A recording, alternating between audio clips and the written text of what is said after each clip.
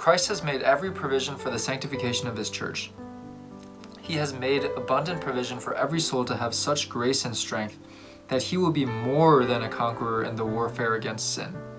He came to this world and lived a sinless life, that in his power his people might also live lives of sinlessness.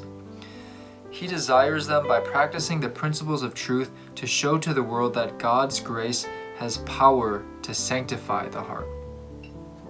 And when it says to sanctify the heart, it means to cleanse it, it means to purify it and set it apart, and to completely eradicate it of sin.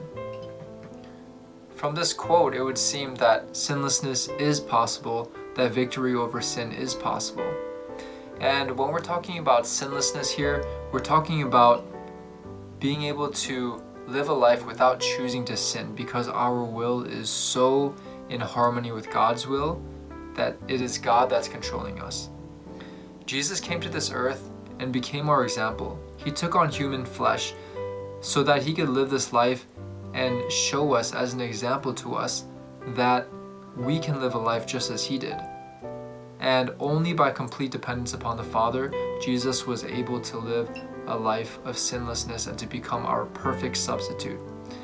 And in the same way, God empowers us. Christ empowers us through his grace. If we completely submit to him, if we allow Christ to control our lives, that we would have victory over sin as well.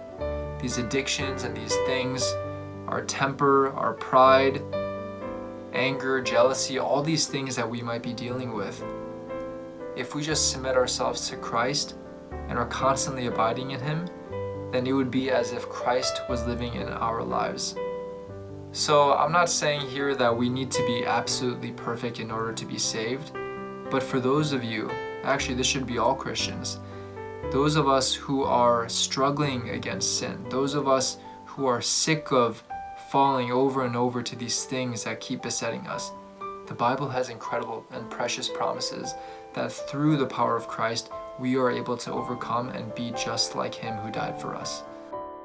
I hope this was a blessing and an encouragement to you today, and I hope you have a great rest of your day.